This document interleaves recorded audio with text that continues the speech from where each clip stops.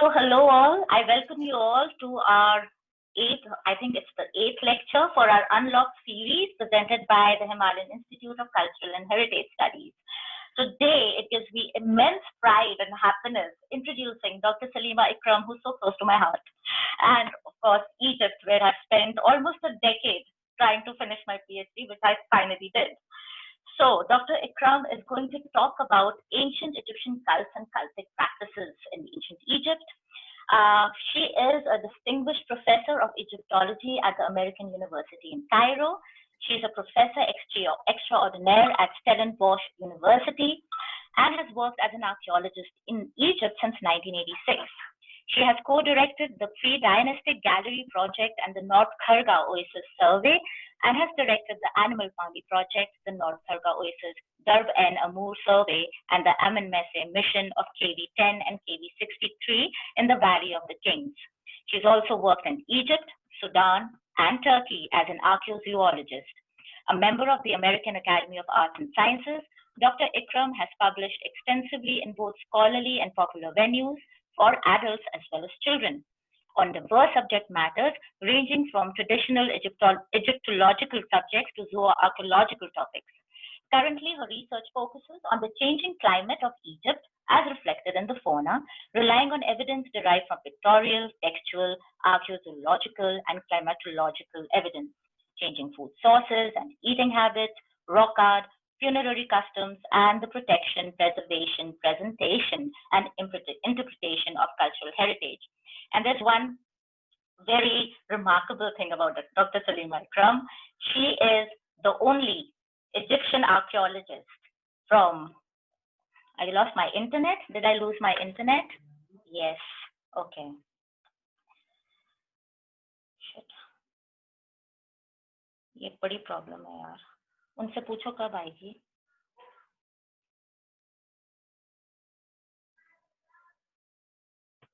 दरवाजा खोल दोगे please Rajiv.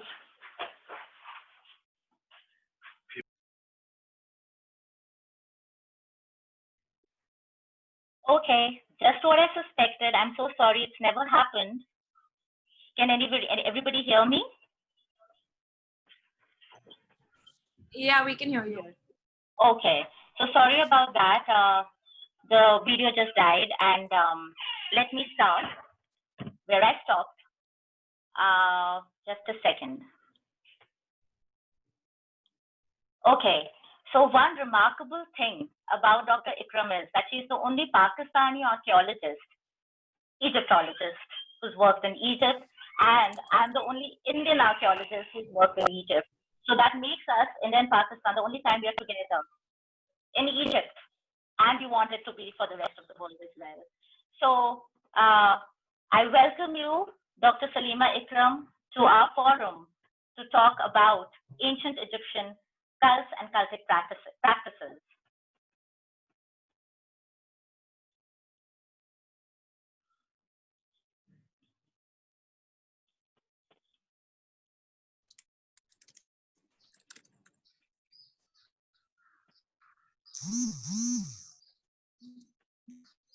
Hello? Yeah, can you hear me? Yes, great. Yeah. Okay. Yes. Did I just mute everyone or was it? You can share your screen now. Okay, sorry about that because I completely lost you. I'm so sorry. The power went off here. It's about to rain, so I think the power lines went off.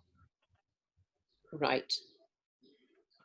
Great. Well, thank you very much for your kind invitation, and it's an honor to speak as a part of this series from the Himalaya Center. And of course, it gives me great pleasure to be invited by Dr. Gupta, whom I have known for some time since she was a student. And it's also very nice to see members of the audience whom I have met some time ago in various countries, and some who even came from India to Egypt. So today, because I wasn't sure of the kind of audience, this is going to be a very, very basic talk. So I hope that if you know a lot, then you might as well say goodbye now, because it will be a bit dull then, but I will do my best. Dr. Gupta had asked me to focus on ancient Egyptian cults and cultic practice. So this is what I am going to attempt to do. And one of the first questions we have is, what is religion? And this has been a subject to take up the time of great minds, whether they were philosophers, whether they were prelates, and just everyday people. Because why do we have religion? How did religion start? What do we believe in? Is something that is a huge question and will probably remain so. We try and explain religion as a way of understanding the world. Officially, it is an organized collection of beliefs, cultural systems, and worldviews that relate humanity to an order of existence. Narratives and symbols are intended to explain the meaning or origins of life, universe, from the belief systems, morality, ethics, religious laws, and lifestyles that arrive. We have stories of cosmology and cosmogony associated with religion. Religions tend to include clergy, rituals, sacred places, and sacred texts. But most importantly, religions are a matter of faith. And we must remember that there is always an official idea of religion, and then how it is practiced by each individual, which is often varying between, even within one family.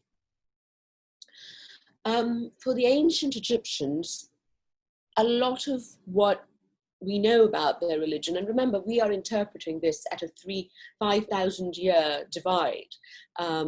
So, of course, everything we know, or we think we know about ancient Egyptian religion, is going to be colored by our own worldviews. If we are a monotheist, strict monotheist, it's going to be much harder to understand and appreciate the nuances of ancient Egyptian religion. If we are more polytheistic in our bents, we have a much better chance of intuiting what was going on with the ancient Egyptians. In a way, we can see what the Egyptians started with their belief system as being spiritual ecology. So much was derived from the natural world. It was a way to survive in the natural world and to understand its phenomena. The overriding principle for the ancient Egyptians was the idea of Ma'at. Ma'at is seen sometimes as a goddess. Here she is seated, wearing a feather of truth on her head. She is basically, the right way. Balance, order, justice, and a way of behaving so that the universe is in proper equilibrium. And to maintain Ma'at was the job of the king, absolutely, as well as every individual Egyptian. The gods that the Egyptians had were inspired by nature. The word for God in Egyptian is Necher, which is in fact shown by basically a pole that is wrapped up. So the idea is an emblem that you can see from afar, but it is sacred and hidden. So the idea of mystery is very important in the Egyptian view of Godhead. There are many different deities, and there was a hierarchy of deities. But interestingly, of course, the hierarchy changes over time, and it changes depending upon where you are. We can divide religion into two groups, really. There's state religion, and then there's personal piety. State religion is really the royal temples, which are cult temples as well as funerary temples. And these are key to the control of the world as spiritual guidance, succor, economy, as well as sometimes people's health and education. Personal piety was separate. Local temples, roadside shrines, domestic shrines, little pujas or little shrines you have in your house. This is particularly if you live in India, this is something you're very familiar with, or if you're Catholic or Greek Orthodox. All of faith, sort of combinations of rituals and faith. Now, alongside with the religion of daily life, you have funerary religion. So that is on the side, and that is something that is similar to some extent for all people. You know, you live and then you die, and then there's a whole belief system associated with your death and resurrection. The king for the Egyptians was also regarded as a god or a manifestation of God on earth. So the king had his sacred self as well as his secular self. So he could both be a human and a divine. And of course, there were many other gods. And as time developed, as things developed, we also have local shrines for people who have become sort of deified. So they're like demigods and they're like local saints.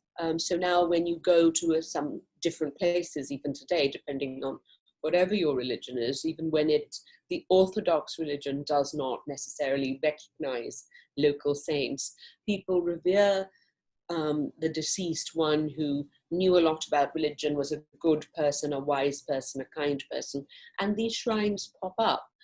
So it is really interesting to see how, despite what official religion might be, personal piety triumphs no matter what the state religion is.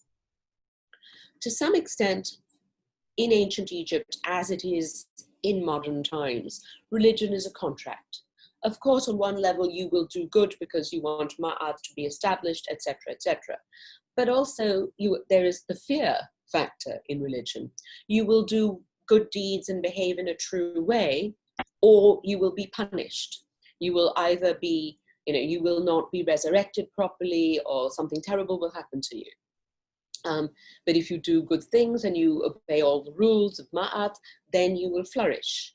It is also the contract. I make offerings to the god, and the god will give me his or her blessings. I ask for something special, so I give a special offering, and hopefully the god will grant me my prayer. For the king of Egypt, the king was always making offerings and praising the gods because he was, or sometimes she, was in charge of making sure that Egypt was safe, that it was fertile, there was enough food, that the Nile flooded regularly, that the boundaries were safe, there were no invasions, there was no pestilence, and it was a contract with the gods that the king did his job, making the offerings, leading a righteous life, and then the gods would take care not just of him, but of all the country. And he, as the manifestation of the god on earth, was most responsible for this. Now we have 3,000 years at least of Egyptian religion. And it was not static, obviously. Things changed a lot. We have very many gods. The number varies. There are many deities whom one hears of only once or twice in a text and is not manifested. But again, remember, we are dealing with only some data. We don't have any ancient Egyptians to talk to. We do not have any, there's no single text the way we have, the Old Testament or something like that. That tells people, that's the book. We have lots of funerary texts, we have lots of tales from here, there, everywhere, and you can see how some of them evolve over time. In a way, though, we can see that this plethora of deities, sometimes even the Egyptians talk about the great god, and the idea is that in fact there is a single life force or creative force with many facets to it. And it is one, but there are many included in this. So in a way, when if in Christianity, you have the Father, the Son, and the Holy Ghost, and then sometimes you have the Virgin on one side. So it is aspects of people or of a force to which to pray to. And then there are all the saints. In Islam, you have God, but you have 99 names of God, which each one is a facet. So maybe this is a way, by having really definite different deities, for the ancient Egyptians to be able to hone in on special features of a divinity so they can be helped. But I mean, again, we don't really know. This is us trying to look backwards using what we know of religions to understand, or try to understand, what the ancient Egyptians believed. One thing to remember about the Egyptians is that they were very inclusive. They could absorb deities. So they would, from the Near East, Baal, Astarte, etc., Anaf, would all be absorbed into their pantheon and to some extent identified with their own gods, because they saw this merely as a different name for the same being who was in control of the same sort of thing. The Egyptians did, though, have chief gods, and these were not always the same throughout history. In the Old Kingdom, the preponderant god, the preeminent deity, was Re, the sun god. Now, Re maintained a strong presence, either as Re or as another kind of sun god, throughout Egyptian history. But in the Middle Kingdom, Montu at first, who was a war god, and then Amun Re, and Amun Re continued to be a very important god, though in the late period, some of the gods of death, such as Osiris and Isis, became almost as important as Amun Re. So you can see, though, there's this chief god and everyone underneath the god in the hierarchy. There are many different, well, there are a few different creation myths. Some of them originate, as far as we know, in different places. So the idea is that before Egypt was unified, all these different city-states, many of them had different creation myths, several of which might have favored their own geographic location. So there was a political aspect to this. So the Heliopolitan cosmogony talks about 9 gods, the Aeneid, who created the world. First, there was one who, out of his bodily secretions, came up with Shu and Tefnut, who then produced Geb and Nut, and then Osiris, Isis, Seth, and Nephthys. And you see here, it's quite interesting, most cultures, the earth is female and the sky is male. In ancient Egypt, the earth, Geb, is male, Nut, the sky, is female, and here we have air, Shu, separating them. The cosmogony of Hermopolis has 8 gods, the Ogdoad, who come out of the primeval oceans, Amun, Amunet, and a male-female. So the idea of balance, of pairing, which you see also here with Shu and Tefnut, air and moisture, earth and sky, etc. So you get these balancing. The Egyptians believed in duality to an extreme level because it was all about balance and ma'at. So here you have Amun and Amunet, the ones with the T are the females, Hu and Hauhet, Kuk and Kalket, Nun and Naunet. And then there's also the story that there was an egg that hatched. They all made an egg that hatched into Thoth and Atum. So over time, a lot of these myths became linked. The Memphite theology is really the closest we have to the Mosaic religions. The god Ptah, in some stories Amun-Re, created the world by thinking about it, Hu. He then spoke it, Sia, and it came into being. So it was the idea, God thought, he spoke, and the speaking made it real. And this idea of conception, mental conception, and then speech or writing to give something reality or reification was a key belief also for the ancient Egyptians, which is why you see the temples and tombs decorated in the way, because those are making an eternal truth. Each area had a god, and there were gods for different things. So you have, you might have Ptah in Memphis, the most important god, whereas if you move up to Heliopolis, some kilometers away, it's going to be Atum as well as Re, and so on and so forth. Gods have different areas of control, as it were. So Hathor is motherhood, though motherhood is shared among several goddesses. Thoth is god of writing. There are all kinds of divinities specialized. So the same way now, in Catholicism, sometimes there's a saint for everything. You have something missing, or, a saint for lost causes. So you ask different saints for different things that are going on, because of course the chief god is too busy running the world. And so you must look to others who are more junior, who will pay attention and give their ear to you. gods have many symbols associated with them, including totemic animals. And of course, we mustn't forget that the king was a god on earth. So now I'm just going to introduce you to some of the Egyptian gods. This is Re Khepri, who is the morning form of the sun god, with the scarab beetle. Khepri means to come into being. And this is when the sun came into being as it rose from the horizon, the same way the scarab beetle pushes its ball of dung, and the Egyptians believed that the ball looking like the sun, out of it emerged just magically the baby scarab beetles. Though this was a mistaken observation, but still it is a very nice way to understand why the scarab beetle is the morning sun.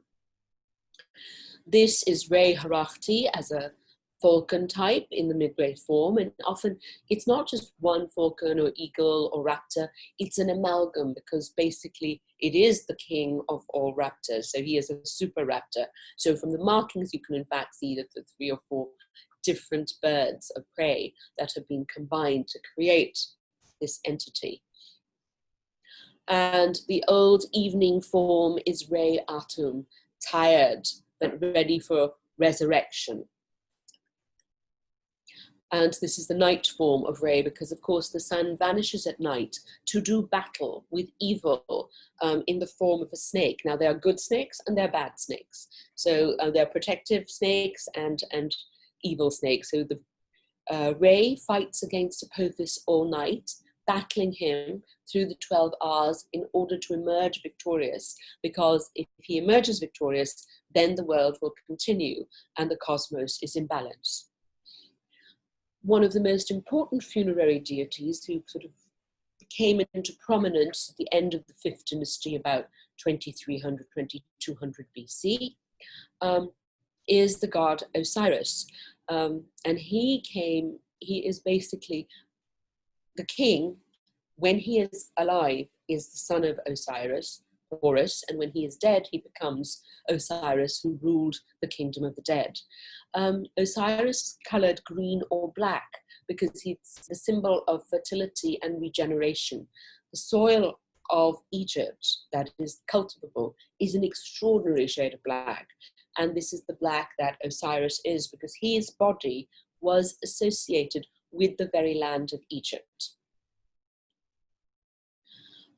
You have syncretization between deities, where you have Osiris becoming associated with Re, and Re becoming associated with Osiris in the later New Kingdom. So the idea of, Re sort of goes into this underworld to emerge. So he goes through the realm of Osiris to become king again. The support over here, whom you see, this is the goddess Isis, who is the wife of Osiris, and their sister Neith over here. So these 2 goddesses have several functions, but one of them is a funerary function to protect the deceased and ensure that she or he has a safe journey into the afterworld where they are reborn. To aid them is Anubis. Anubis is a super kid. He is not just a dog or a jackal or a fox or a wolf, but a combination of all of these. And he is often shown helping people be embalmed, and then he takes the deceased from this world to the next. And what is interesting is he became the patron for travelers and people in the military who were going long distances. And he evolved into, through the Coptic period and then later on, into Saint Christopher, who was also traveler, a saint who protects travelers. Now, to return to Amman, he is, as I said, the state god. The name means the hidden one, and it is interesting that he coincides with Re, because of course Amman is hidden and Re is shining. So I feel that Amman is sort of the potentiality of life, which with Re, life is being achieved. So like the seed needs the water and the light particularly in order to flourish. You have Amun Re. Most of the gods are associated with one another, and they have little family groups, triads. It is interesting that sometimes you will have one family group, but one of the members of it somewhere else has other spouses or children. So the standard Theban triad is Amman, his wife Mut, and their son Khonsu, who is the moon god. Mut is a goddess who is associated with queenship and motherhood, and Khonsu is the new moon and fresh beginnings, and associated with the new year. I should also have mentioned, when I was talking about Re, Aten, who is another form of the sun god, who's mentioned first also in the 5th dynasty, I believe. We know him more because of Akhenaten, but when the Aten was shown in a very schematic way with a sun disk and rays coming that terminated in hands. But here you see that Aten also has an anthropomorphic form, which is identical to that of Re or Re Herati, and the only way you can differentiate them would be through the inscription. Here is an image of Amun Re, whom you see here, who's shown with his 2 feathers and often a sun disk in his head. I mentioned the god Thoth. Here he is at Abydos. Thoth is associated with wisdom and writing, but also the coronation of the king and the protection of the king. We see images throughout Egyptian history of the king with gods. And here the king is shown. He is himself a god, Menkaure. Here the goddess Hathor is associated with him, and a deity of the nome or province. And this is quite a nice image because you see these interactions with the king with the deities, showing how the king is being blessed by them. His Hathor's hand goes around him, she's holding his arm, he is holding something to smite people with. So he is a strong king. He is supported by the goddess and the gnome. And also, remember, the king was the god Horus, and Horus's wife was Hathor. So in a way, this is also a family group that you see here. So that all of these images can be read on many, many different levels. This is just to show you the goddess Maat in her standing up form, as well as the god Ptah, who is also a creator god. And again, you see the green color here, which evokes fertility and creation. It is quite nice because here we have Sekhmet, who is the wife of Ptah. And Sekhmet is a goddess of destruction, of plague, of war, and also protection, particularly of women and children. So she is a fierce goddess. Remember, the ancient Egyptians liked balancing, so that's why you have Sekhmet and Ptah as balancing off one another. And here we have Seth, who is a god who is one of the brothers. He is Osiris's brother, but also there is a story of how he tried to take over the throne. So his position in ancient Egypt is very interesting. In the start of Egyptian history, he was almost equal, in fact, to all the gods. And then there started a sort of system of, he became not a god who was associated necessarily with the Nile Valley, but he was a god who was associated with the desert margins around Egypt and protecting Egypt and its environs, while Horus, the son of Isis and Osiris, was in charge of the Nile Valley. So we have a balance between Horus and Seth at one point. However, interestingly, as time continued, and particularly in the later periods of Egyptian history, more into the Greek and Roman time period, stories about Seth made him more of a villain.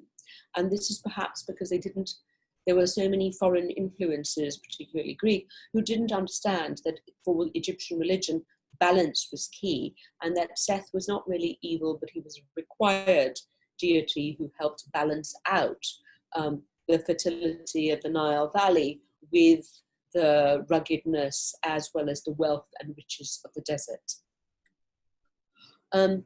I mentioned that the Egyptians were inclusive, and here we have Reshep, who came from the Near East and became included in the Egyptian pantheon. The same way as time progressed, elements of different religion came into Egypt. So whenever there was trade with people, whether it was local trade, whether it was trade throughout North Africa, the Near East, Asia Minor, Greece, the Indian subcontinent, Iran, all of these places, Dilmun, which is Bahrain, all of the religions from here, all of the ideas from here that came to Egypt, which is a great trading place, became incorporated into its religion in different aspects. One thing that people found quite odd about Egyptian religion was the worship of animals, or the role that animals played in Egyptian religion. Now, the Egyptians did not worship all cattle. They believed that an animal, well, each god had a sacred animal, as I mentioned before, and they believed that one particular animal that could be chosen by the god based on its markings would serve as a host for the deity, and the soul of the deity, or an essence, part of the essence of the deity, would enter the specially marked animal. So during the animal's lifetime, it would be worshipped. It would be kept in a temple, it would be prayed to, it had oracular powers, etc. When it died, it would be mummified and carefully buried, and the soul would migrate to another body of a similarly marked animal, which would be identified by the priests. And this is really no different than, the idea of the Dalai Lama, with one soul migrating from body to body to body. So this particular bull or cow would be sacred, and not all cattle. Though if one wanted to make offerings to the god, one might offer an animal in the god's image. Sometimes you would give a statue or a stela bearing the image, or sometimes you would actually sacrifice an animal, because of course that would be more potent because blood is being spilt. Here is the Khnum ram, who has been mummified. So now to move on to how the Egyptians practiced their religion. We don't really have a manual or a template saying, this is where you stand, this is what you do, this is how you go about it. There are some texts from the later period that are helpful, and certainly the Temple of Abydos provides a great insight into temple ritual between the words and the texts and the images. The thing to remember is that for the Egyptians, a temple was an extremely potent place. It recreated the cosmos and was a microcosm of the cosmos, as well as the story of creation. We have two basic types of temples: cult temples and mortuary temples. And mortuary temples are also a form of a cult temple, though the focus is a bit different. The tomb, for anyone, the tomb chapel acts as a mortuary temple. So in the beginning, we have pyramids, and here I'm going to give you an example, mortuary temple. So sometimes we have the valley temple, and we have the mortuary temple here, where the cult of the king would be celebrated. These temples evolved over time. They all had different kinds of elements, but by the New Kingdom, they're much more standardized, shall we say. And part of it is because, of course, we don't have as many temples surviving from earlier periods, because they got reused or built upon in subsequent eras. So Amman Temple is one of the, if not the largest, man-made structure of stone dedicated to divinities. It's quite a huge thing. It's encircled by this wall. It has more than a single temple in it. There are temples to different deities clustered within, but it really is the domain of the god Amun. And it first started to be built in the Middle Kingdom, about 2000 BC, and continued on into the Roman period. So I will just give you sort of a standardized version of what a temple, an ideal temple in the New Kingdom and later would consist of. But remember that temples were always building sites. Each king was adding to it one. They grew organically, and they are not ever the same, really, until you get to the Greco-Roman period, where you start seeing much more cookie-cutter kind of temple construction. So the temple has a few basic components which they riffed on, the architects. One of the stories of creation was there was the primeval ocean of Nun, and out of this emerged the land, and on the land emerged the first god, Atum in many cases, or an egg out of which hatched Atum. So the temple sort of replicates this, and then around this mound was greenery, marshland. And so here we have basically the world being born. The highest part of a temple is where the Holy of Holy, or the naos, goes, where the image of the god is housed. It is the smallest and the darkest part of the temple. It is the most secret. Before it, there are hypostyle halls of many columns, which show lotus and papyrus capitals, which I'll give you the idea of the marshland that went around the first mound of creation, the primeval mound. The entrance to the temple, the pylons, is basically the horizon, and the wall around is reminiscent of the primeval waters of Nun, out of which the first mound emerged. Now, obviously, nothing follows this completely slavishly. There are riffs on it. One thing to remember, you go into a temple, light to dark, open to closed, big to small. And it's almost as if there was a pyramid lying on its side, with the power source being here concentrated in the Holy of Holies. This shows you this is a temple of Luxor. Here we have one obelisk, the other one is in Paris. The front of the temples, now what you're looking at is of course not what the ancient Egyptians saw. This would have all been brightly painted. There would have been gold or electrum here, and you would have many more statues, and these spots would be filled with flagpoles, basically the sign for God, Neter.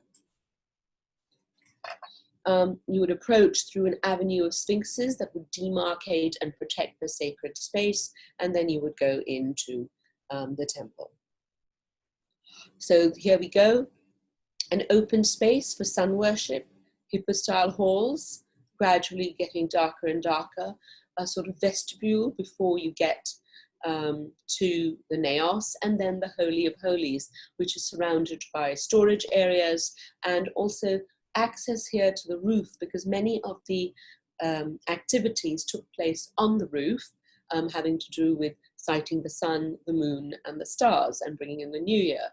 There's also, they have nilometers, so to gauge the height of the Nile, as well as sacred lakes, again, to evoke the first waters of Nun.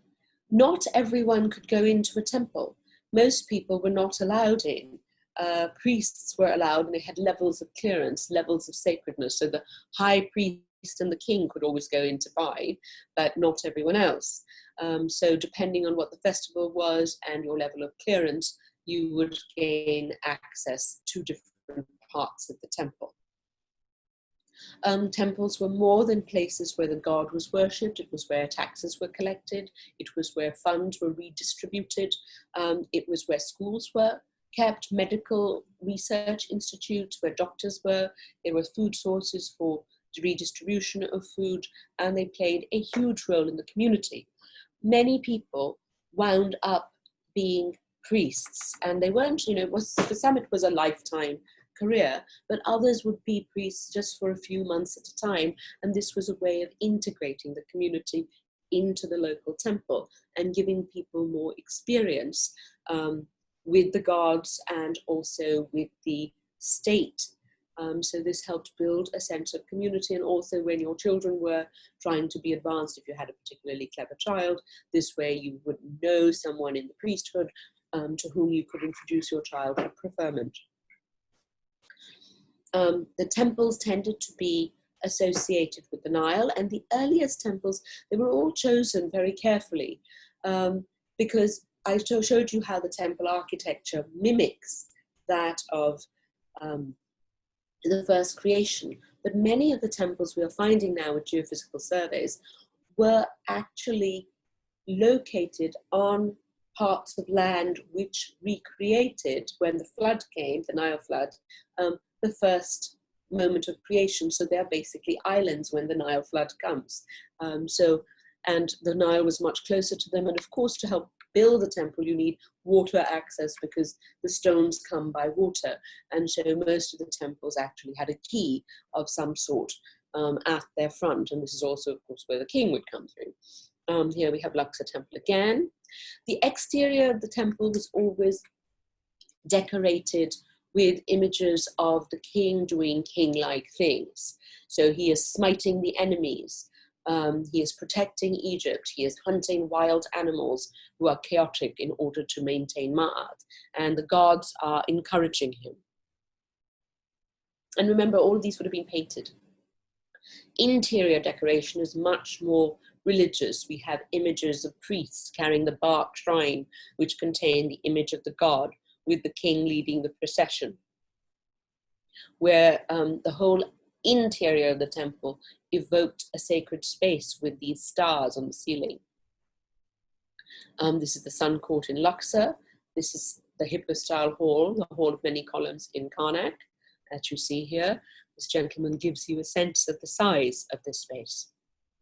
And these were all dark, shadowy places. And this is the sort of the two holy of holies, and they would have had an altar, and this is where the sacred bark would be kept.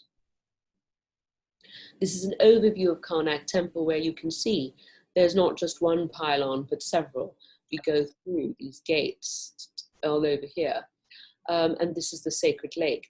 And in these areas, you also will have a lot of land, because here we would also have places, there would be fields for the god, there would be his poultry would be kept here, his gardens would be here. And also, of course, the temple owned a lot of land in other places. And the revenues from that would help succor the temple, together with gifts from the king and private individuals. Now, we have freestanding temples, which are built up, such as Karnak, but we also have rock-cut temples, the most magnificent of which is Abu Simbel, which was carved out of the living rock, where all of these statues of Ramses II are seen. And it's really quite an extraordinary monument. This is the interior of this. Now, in antiquity, there would be doors, so no one could look in. But apparently, on the 21st of February, the Egyptians had situated this very carefully, the astronomers, so that the sun would shine straight through axially and illuminate first the figure of the king, Amman, and then Herati here. And the gods' images would be covered with gold. So of course the light would shine in and then reflect off in this blinding, glorious viewpoint. So it is very interesting to see where the Egyptians situated their temples and to take into consideration the physical location in terms of geography, movement of water, as well as the sun and the moon and the stars. And of course, those are the grand state temples, but local little temple. This is a small chapel, which had a open court, and there was a small room here, as you can see, supported by the two columns. This was made out of mud brick with some stone elements, so you can see that there are variations.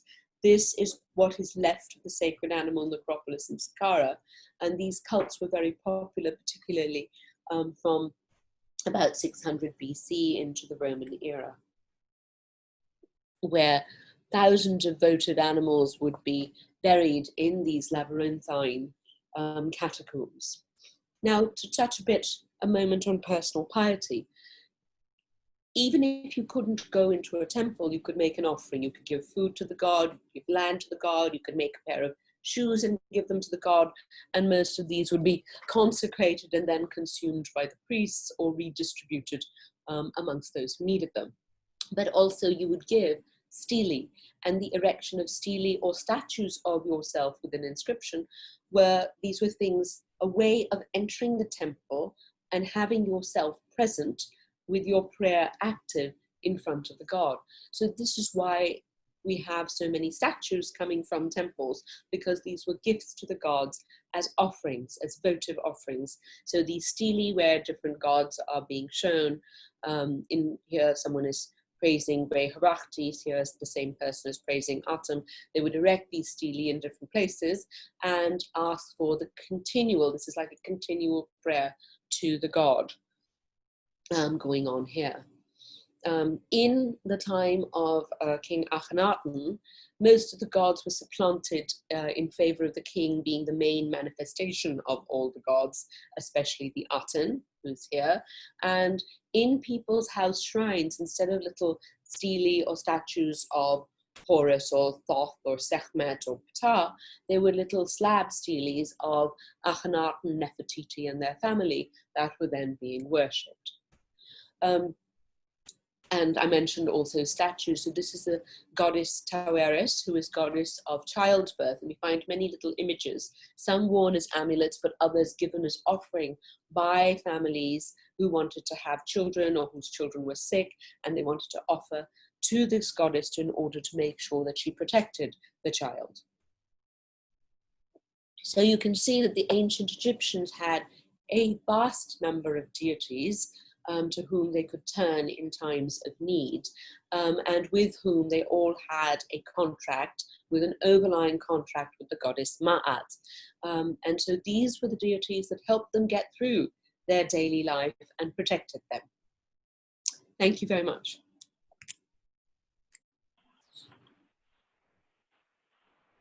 Thank you so much for that enlightening lecture. It took me back down memory lane, and I just felt so happy looking at it. For a minute, I'll change the network. So, and then we'll start the questions, because I got my power back. So I want to make sure that, so I'll be back in less than a minute. Okay. Oh, that was quick. I'm already there. Yeah. Okay, so we have very many questions on chat, but I would request all of them to raise their hands at this point so that you can start asking questions. So would you please raise your hands, Mugdha, Parth, Yashovardhan. I saw a few questions from all of you. Okay, so I'll announce the names and they can ask the question. Thanks. So Nandini Bhattacharya, please ask your question. Yes, actually, can you hear me? Yes, I can hear you. Yeah, actually in your presentation, I found that there are striking similarities with the gods and goddesses and pantheons in the Indian system, not the classical gods, also the folk gods, like the god of the disease, like the god of the war. So, I mean, this is not a question, but do you think that there were, because there are some there are some evidences that there were cross-cultural exchanges. Do you think that there were some, I mean, both cultures kind of influenced one another? There are a lot of similarities between ancient Egyptian religion and Hinduism, absolutely. But there are also similarities between Egyptian religion and other African religions, some of the Near Eastern religions, and, you know, to a lesser extent, the Johnny-come-latelys, Greek and Romans. Over time, there has been contact, not always direct, but with the subcontinent, because or certainly, you know, close to, because if we are trading lapis lazuli from Afghanistan, though it goes from person to person to person to person, ideas were also traveling. So this whole idea goes through. But I think it also, having this multiplicity of deities is something that does seem to be almost a Jungian archetype. It does come from people inside, because no matter how much you try and say, oh, you have to have one God, the saints that have served the same purposes keep coming along. But we do know, of course, that there was much more by, say, 2000 BC, there was much more contact with the Indian subcontinent, and ideas were going to and fro, but they were flowing in all directions, I would say. And then, of course, later on, we do know that as time progressed, there was much more, I mean, by about 700 or 1000 BC, yes, of course, the flow of ideas between areas was huge, and that is much better documented. So I don't know if that really answers your question, but it is very, you know, when I came to study in Egypt, and my professor first thought I was Indian, she said, oh, I'm going to have someone who knows about Hinduism and it's going to be great. And I knew something because my mother had taught me quite a bit about Hinduism, but it still, Dr. Haeckel was not pleased enough. She said, I wanted a proper Hindu to be here so that ancient Egyptian religion could be better. Yes, actually, the sun, the different times of sun. I mean, that is there in the Sun Temple. The shades are there, you know. It's called the morning sun, the afternoon sun, the evening sun. So it is very interesting. And thank you for it. It's fascinating.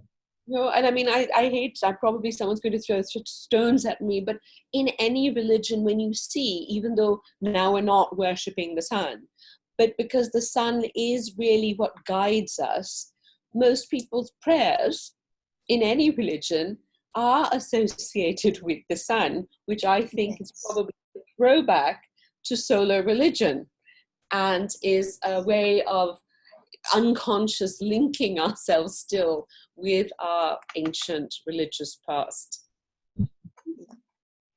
Thank I you. do that when I was at Dandara, I was singled out by the caretaker of the temple saying, you are a Hindu. I want to show you something. And he took me to the crypt to show me Hathor. And I was so scared because I didn't know whether I would see daylight anymore. And I thought I would be lost in this crypt. But he was very, very special. he really wanted me to show Hathor. So I'll take the next question. Parth is my co-director of all of the projects that we do at the Himalayan Institute. He's an assistant professor at IISER. So Parth, over to you. Thank you, Sonali. Hello, Dr. Ikram. I heard a lot about you. I really enjoyed your talk. I have a couple of questions. The first question is, what amount and phase of the religion over time was influenced by external factors, if any? Sorry, could you repeat that? You went out for a minute. How was the religion affected by external factors or external cultures? Well, I mean, it would play with them, accept them, deal well with them. The Egyptians were very open to different deities. So they would accept ideas and divinities and just have them incorporated into their own belief system. So in fact, you wind up by the end, sort of in the Roman period, you have all the Egyptian gods, many of the Near Eastern gods, some of the Libyan gods, Nubian gods, gods that might have come in from further east. As long as you weren't going to say, there is only one god and all the other gods are rubbish, you were okay. So there were multiple religions practiced during the entire phase? Well, I don't know. It's hard to say. What do you mean by multiple religions? We have Jews in Egypt when there was sort of polytheism going on. We had, I mean, Egypt actually, until relatively recently, was the most open place with all Jews of all sorts, Christians of all sorts, Muslims, Baha'is, all living in a big cocktail here. It's only more recently that in most countries, in fact, that religion has become such a narrow thing, though Right. I won't forget the Crusades in Europe. And my second question is, what was the status of this religion during the civilization's declining phase? Well, it depends. When are you starting the decline phase? As with, yeah, go ahead, sorry. Yeah, at the end, I mean, just from at the end of the actual Egyptian civilization. Well, I mean, if you call the end of actual Egyptian civilization the advent of monotheism, that would be one way of saying that's what happened. The ancient Egyptians died out because of Christianity. Okay. But at the same time, the Egyptians were being, during the first millennium BC, they started to be overrun. Egypt started to be overrun by more and more different groups because Egypt was no longer a strong military power as it had been before. And so during this time, in fact, the Egyptians clung more and more to their religion, and you have more of the idea of salvation and life after death coming up. And this is also when we get more of the animal cults and the idea that you might have more interaction, personal interaction with deities, because prior to this, it was much more distant with the state deities. And now there was a huge upsurge of personal piety. But of course, maybe this is what archaeologists think, because that is the time period where we had the most information from, because it's the last layer, and that survived the best. So it's very tricky to say, because of course, we're never dealing with a full deck of data. But the Egyptian religion actually, although officially by the 4th century, about 370, there was I can't remember exactly when the Edict of Diocletian was, he said, no more, paganism, blah, blah, blah, blah, blah, everyone must be Christian. Well, of course, it didn't happen like overnight. It did take a bit more time. But it's interesting, up to about 420 or 450 BC, no, AD, sorry, 450 AD, the cult of Isis Hathor in Philae was still active, and they were sending images of the goddess annually, as they had for a long time, down to the Sudan, Nubia, and she would come back. So we have a text, I think from 450 AD, saying, oh, we've sent Isis down and she's coming back at such and such a time. So interestingly, the ancient Egyptian religion persisted, and in many cases, as you have anywhere else in the world, the traditional religion morphed and intermingled with whatever the new religion was, and then became part of it, particularly in a vernacular situation. Okay, I see. Thank you. Welcome. I don't know if that answered your question. Yeah, it did. Thank you, Parth. We have Jenny from Princeton. She has a question. Jenny, over to you. Hi, Sonali. So happy to be here with you today. And Dr. Ikram, thank you very much for the opportunity to hear you talk. I've watched you on TV over the years. Could you speak a little about the high priest and his or her role? Was there a female high priest, or were they all males? And were there different levels of priests? And what was their role? I'm very glad you made it, Jenny. Thank you very much. Okay, what we know, there is a priestly hierarchy. The lowest level is the Wab, or the pure ones, and these are the ones who would often serve 3 to 4 months and then rotate out so that everyone had a chance. We have some female Wabs, particularly in the Old Kingdom. One of our students, Amy Wilson, did her MA about this. But there are different levels. We have temple, the lector priests, the ones who read. We have the censing priests who wave around the incense. We have the singers, the musicians.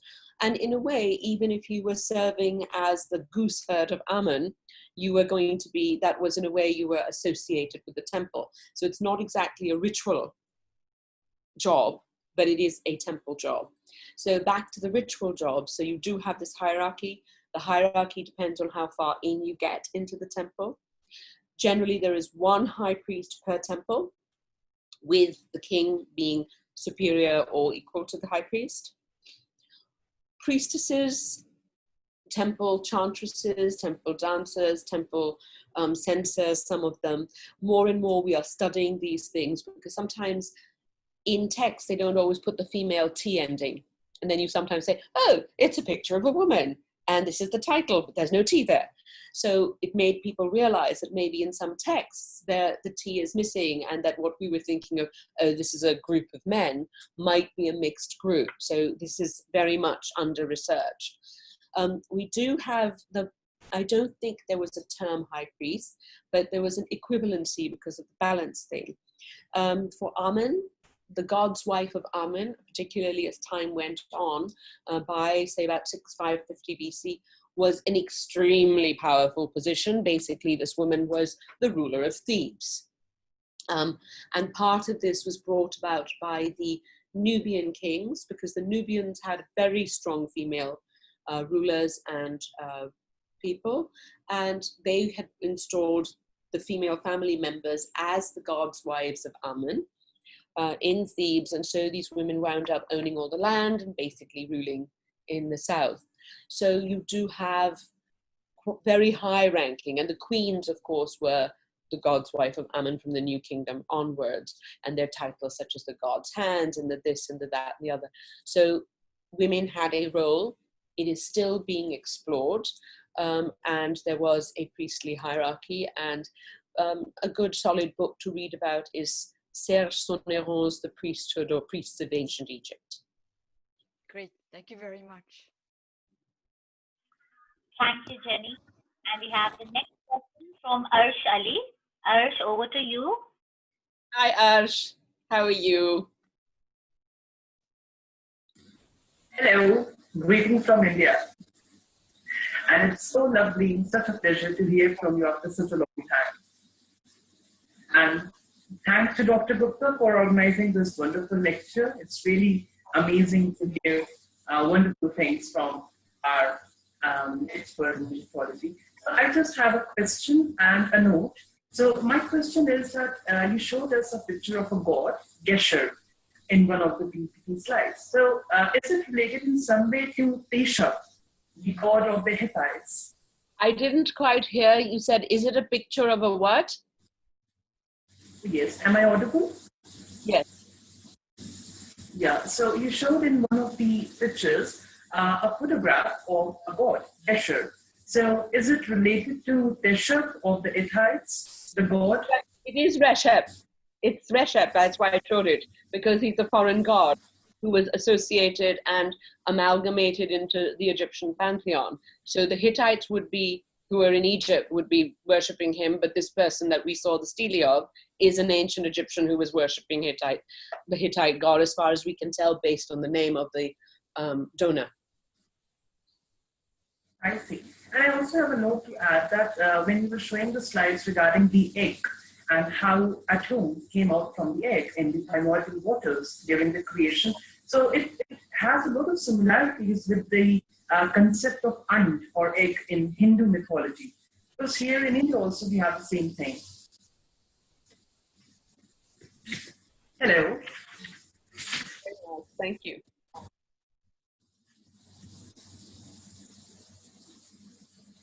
You heard that?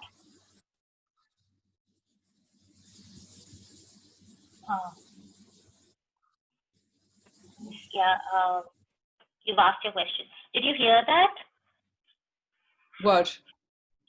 He had some note to say that the creation myth of the egg, of Atum coming out from the egg. Yeah. Yeah, I said thank you. Okay. I didn't hear that. Okay, thank you, Arsh. Over to the next question, Shivang. I believe Shivang is studying here in school, right? Shivang, over to you. Hi everyone. First of all, I would like to thank Dr. Sonali for inviting me to such a wonderful session. Also, ma'am, I'm a big kind of a fan of your work. I've read many of your articles, Dr. Ikram. Thank So you. my question was that could you tell me tell us something about the Eye of Horus and the story behind it? Well, the Eye of Horus that's a long story, so I'm not going to tell you now because I think we have some time constraints. But basically, it is one of the protective imagery in Egyptian religion, and there's a lot to say about the Eye of Horus because, in fact, there are two eyes, and there's a left eye, and the Eye of Ra in some stories, and then the Eye of Horus in other stories. But basically, it serves as a protective image. And are you familiar with the symbol RX for pharmacies? No, ma'am. You know, I don't know if you can see that. Maybe not. Anyway, the symbol for pharmacies, this RX, is actually derived from ancient Egyptian, the Eye of Horus, because the divisions of the eye are what the Egyptians based their fractions on, and this is what later on people were using as fractions to put together medicines. So I shall leave that. I had another question. Actually, Okay. I was reading an article about the god Min. Yep. Yeah, so I was kind of confused about exactly the gender of the gods. So I was reading out the story of the son of Horus and Seth. Uh-huh. Min is, we're not quite sure whose son he might be. He is definitely a male god, and he's a fertility god. Now, the story of Isis, Osiris, Horus, Seth, and Nephthys is a complex one, which, again, I don't know if I should go into all of this, Sonali, because I don't know what our time thing is, and there are many people who have questions. So basically, what the story of Osiris and Seth and Isis, Nephthys, and Horus is one of the pivotal stories about Egyptian kingship and its success, as well as funerary belief systems. So it links two aspects of ancient Egyptian religion very closely. But if you want, maybe afterwards you can send me a message and I can suggest something that you can read that would sort things out for you. Okay, that would be wonderful. Thank you very much. Thank you, Shivang, for your question. We also have Mugdha. Mugdha has written a couple of questions. Mugdha, would you like to ask them on your own? Because I see them in the chat. If you're here, if you're around here.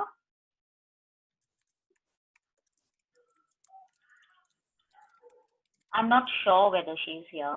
But her question was was the religious contract a way to keep religion and politics separate? Oh, religion and politics are completely combined. If the king is a god, then, you know, what are you going to do? So I'm afraid that was completely combined together. Okay. Does anybody else have any questions at this point?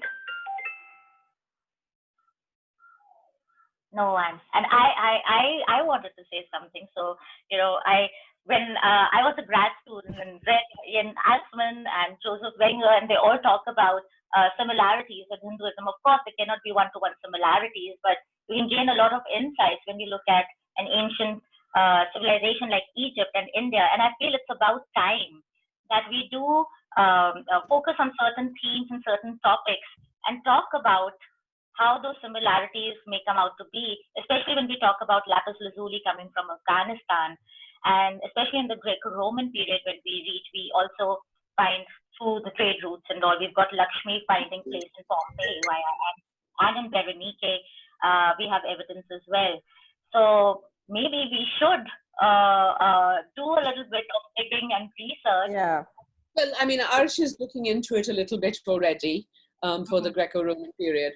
But I mean, it is very clear, but I think with religion, we have to be a bit careful unless you have hard evidence to connect the dots, because there are so many times where you have one idea here and another similar idea in the other part of the globe. It's sort of like inventing writing or speaking, writing rather. And it's something that... Shalali, could I say something, please? Yeah? I put that in the chat box, and Dr. Ikram found it interesting.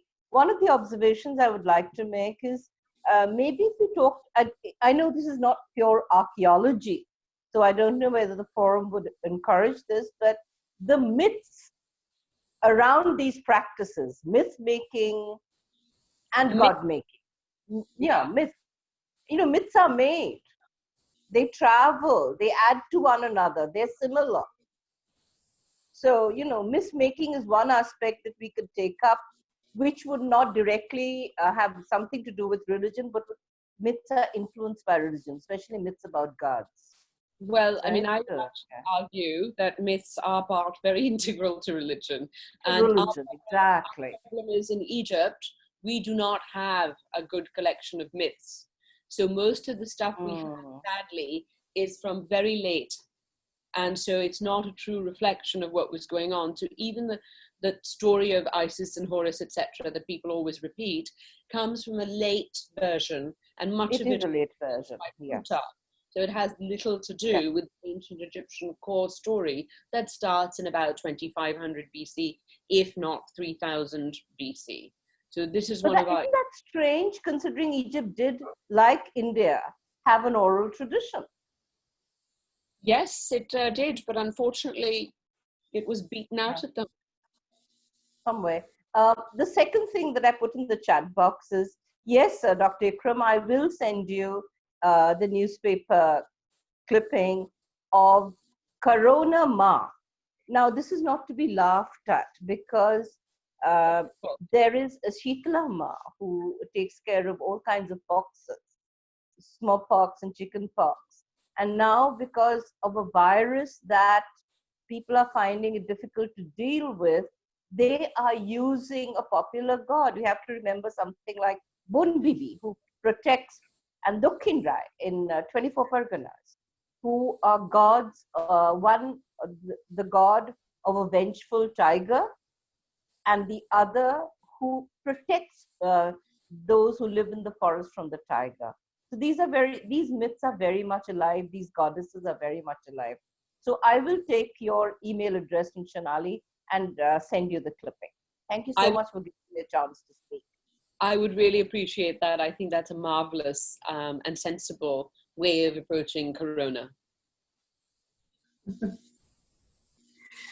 and we have another question from Jenny again. Jenny?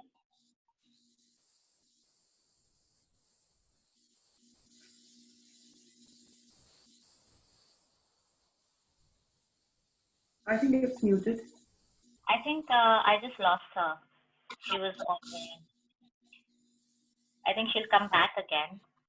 But in the meantime, you were saying something earlier about, of course, we cannot make generalizations when it comes to religion.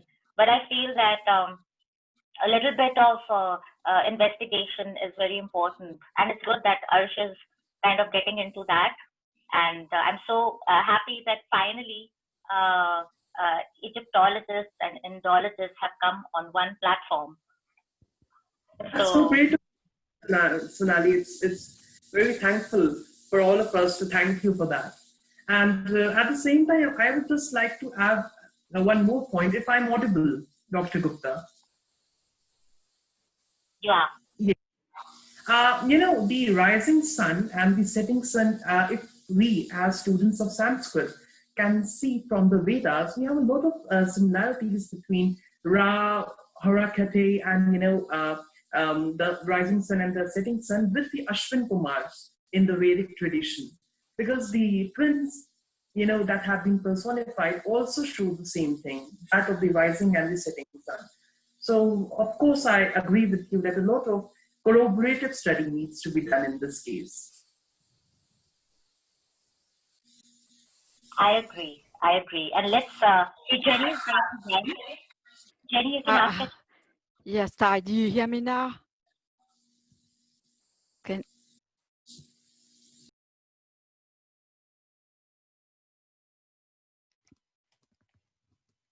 Can you hear me now? Yes, Jenny.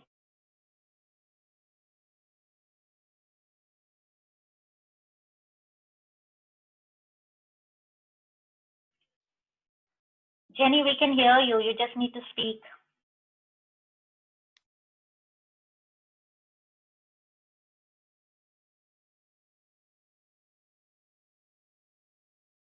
Hello? Jenny, we can hear Yes. you. Yeah, you just need to ask your question. Okay. Is there the concept of sin in the Egyptian religion?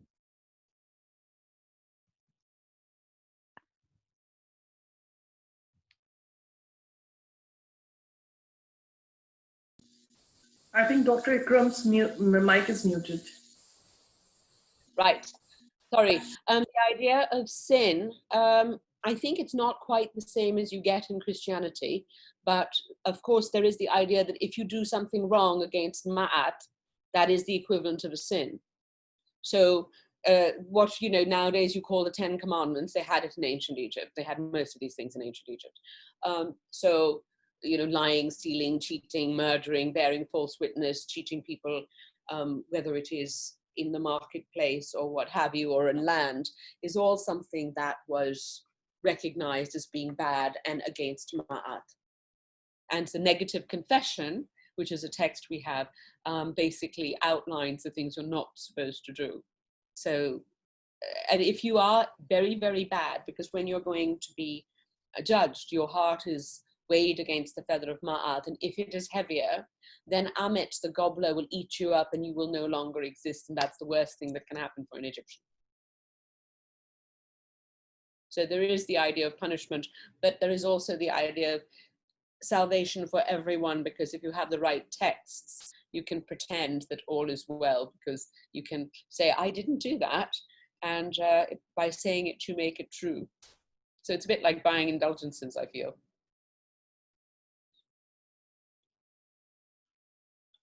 You got your answer, Jenny, right? Okay, we can't hear her, but let's go over to the next question, and maybe our last one. Mark Tally has a question. Mark, over to you.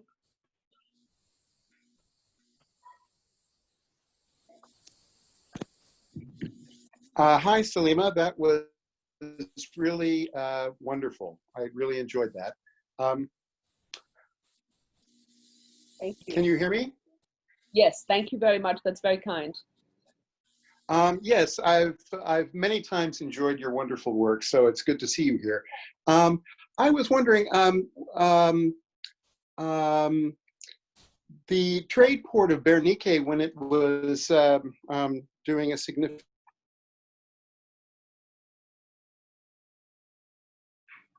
opening of those trade routes between India, there must be some evidence of cross-relation with the mythologies between the two.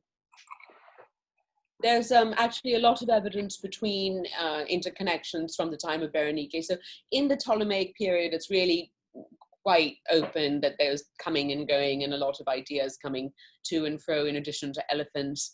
We have texts, we have material objects, we have people. So the religion was moving to and fro. And I mean, remember that we have other religions even earlier going to India from the Middle East and then coming back again. So we have this synergy going on during the first millennium, and certainly by 300 BC, absolutely.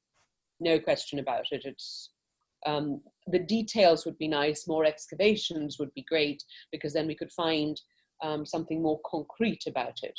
That's the only sad thing, because we don't have enough concrete evidence to build upon. Right. For example, you find similarities between the writings of Plotinus and some of the philosophical ideas coming out of India. It just seems that there could be a method of comparing not only the religious cross-pollination, but also philosophical cross-pollination as well. Certainly we can do all of that. I am just saying that it's at this point, I mean, we can start it now. I am just saying that it's not going to be as rigorous as it would be nice to have. Yes, because we don't have enough evidence. So so much will be based on speculation and our wish fulfillment, and also Right, by, sure. A equals B. It's like experiment in, ethnoarchaeology, experimental, things like that, by saying, if we do it like this now, it must have been done like that in the past. And that is one of the problems that you have to be careful about, because we do make these leaps, which might be correct. It's not that the conclusion is wrong. It's just that it would be good to have some of the proof to make sure that that really is the way things happen, because sometimes you might say, oh, this and that, as opposed to finding out this, that, this, and oh, now it came here, if you see what I mean. Right. Yeah, thank you for that. And I do have to add that when I was in Berenike, in the evenings we used to sit with the Ababtas and the Bashari people, and they would sing songs, and I would ask them, what do these songs mean? And one of the people there, his name, we used to call him Crazy Ali. We called him so because he was really funny. But he would say that he would talk about people coming from the other side, talking about India and how they came on their boats and things like that. So a lot of, I guess maybe we could start with a little ethnographic evidence of the people who lived there in these areas and who might have had sporadic contact. And those tales have been kind of passed on from generation to generation, something like that. Could I have a question, please? Dr. Sonali, can I have a question? Yes. Dr. Salima Ikram, nice to meet you. I think I remember you from a documentary regarding how King Tutankhamun had died. Am I not wrong? Quite, yes. I just saw it a few months ago, in fact. But the question I have is, we're talking of people in Egypt and these religions from 3,000, 4,000, 5,000 years ago. What kind of people were they in Egypt, or what stock were they? Are they similar to the current Egyptians? Or have they all been mixed with the various other races that have gone in there? Greeks, Romans, Arabs? It's a very good question that you have. And I would say that slowly, I mean, the DNA has to be done for, once it's a bit more refined, for some of our pre-dynastic groups. I have been talking to various people at the Max Planck about the DNA work that they're doing on Egyptian remains, because it is quite tricky, because of course, where did they come from? They were people all over North Africa before the Sahara desertified. So these groups are the ones, pockets of them wound up here in Egypt. Meanwhile,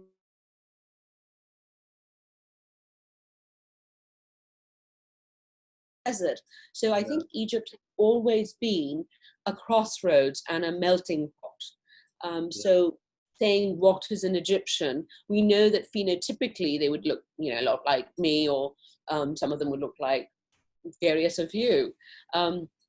So it is hard to say, but I think the Egyptians have always been a mixed bunch. And then we know from sort of 2000 BC for sure, there were many more coming in from the Near East and settling.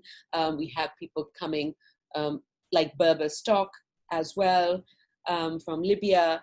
So the Nubians, Africans from different West Africa, even slowly making their way through, at some point Indians or Afghanis or whomever coming through. So I think that as time progressed, it was a real melting pot. And certainly if you look at Egypt of say 30 BC at the death of Cleopatra, DNA tests would have been really messy to do, because people would have been from all over, and you would really have gotten one of the most international kind of groups of humanity here. And it is a very good question, but it is one that we cannot answer with any confidence at this time. Thank you very much, Dr. Ikram.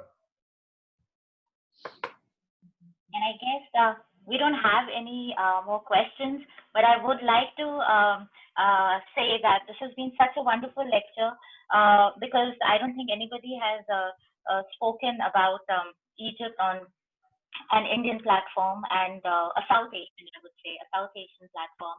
And with such a long history, it is so important to see different parts of it and how they kind of, how trade relations with South Asia and things like that. We can't go very much back in time because, like you rightly said, we need evidence, proof, archaeological proof, but we can start somewhere. And I'm so happy that so many of us are involved in this and we are making an effort. And Dr. Ikram, if you would like to give us your last words of wisdom before we depart on this wonderful Sunday evening.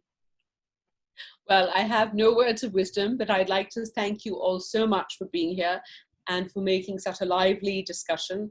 And I have to say that I do think that there are so many connections between the whole world. And also, though, I think that these similarities in religious beliefs underline human similarities with our needs and our creativity. So thank you very much, and all of you be safe. And before we all go, I'd like to introduce you all to my most traveled dolls, my Egyptian dolls who have been far and wide.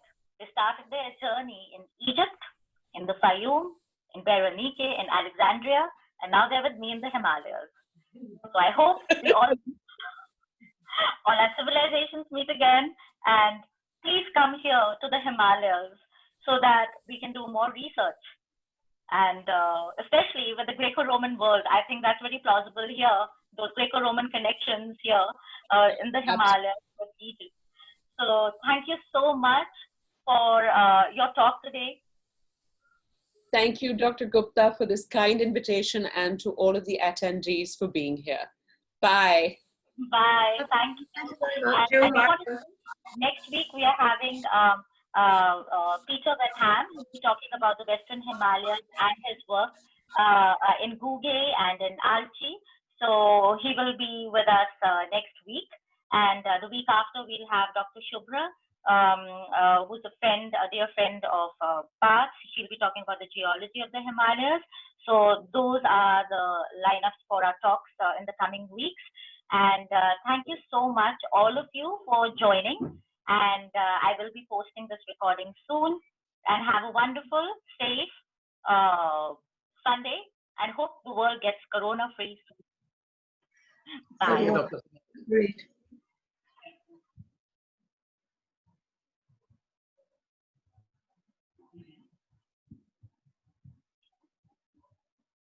Bye-bye.